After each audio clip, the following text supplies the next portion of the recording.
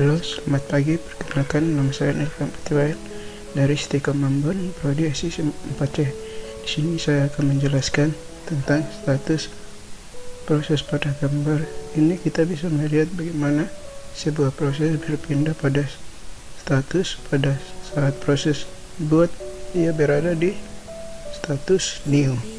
Setelah proses tersebut selesai dibuat, ia akan berpindah pada status ready. Pada status ready, ia proses dimuat ke memori utama, menunggu pada antrian untuk dijalankan oleh CPU. Pada CPU terdapat scheduler atau penjadwalan yang bertugas untuk menentukan proses yang mana kapan proses tersebut dijalankan oleh CPU.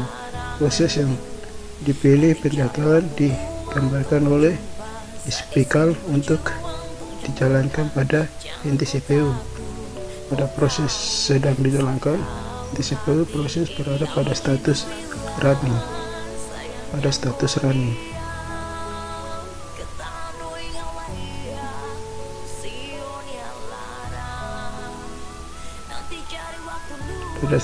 proses berstatus running dapat bereksekusi oleh berbagai macam hal sehingga status kembali ke status ready. Jika proses sudah mendapatkan jadwal, proses akan digerakkan kembali ke despikal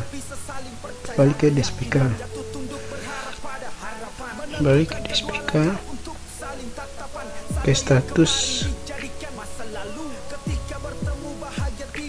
running, dan status running meminta input untuk data seperti membaca hard disk, mencetak dokumen.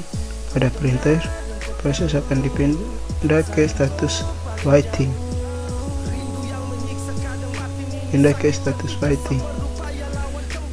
Pada saat ini inti CPU dapat dijalankan proses lain status ready.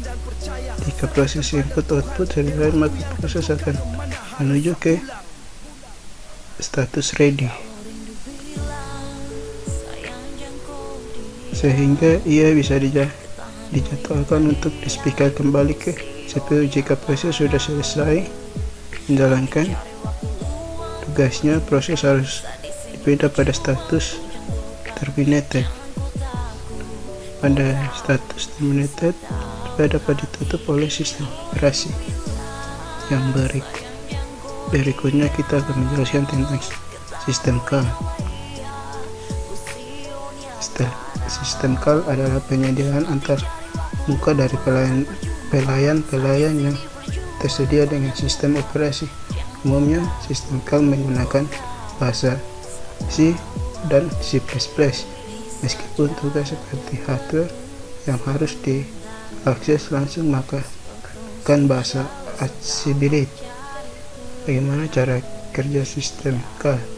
File sumber mempunyai beberapa proses sampai akhirnya di file tujuan. Pertama, kita dapat menulis suatu program sederhana untuk membaca satu file ke file lainnya. Program akan membutuhkan nama dari file input, output, masukkan nama file input, dan menempelkan pada layar menerima masukan seperti inputan data dari keyboard yang diketik dan nama file output hasil dari ketikan kita. Setelah dua nama file telah diperoleh, program harus membuka file input dan membuat file output masing-masing. Membutuhkan sistem call. Mungkin ada juga kondisi kesalahan yang dilakukan operator ketika program mencoba untuk membuka file input dan ternyata tidak ada nama file itu, atau bahwa file tersebut dilindungi pengaksesannya. Maka kita harus membuat perintah di command infer yang terdapat di OS kita dan membuka file tersebut. Jika input ada, maka kita harus membuat file output baru. Kita mungkin akan menemukan file output dengan nama yang sama.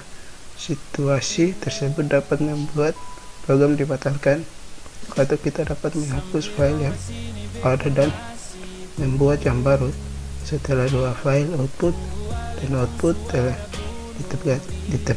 ditetapkan, maka program akan looping membaca file input dan menulis ke file 1 sampai akhir file. Jika proses sudah selesai, program akan menutup kedua file dan akan terdapat pesan di layar bahwa proses telah selesai dan mengakhiri program dengan normal.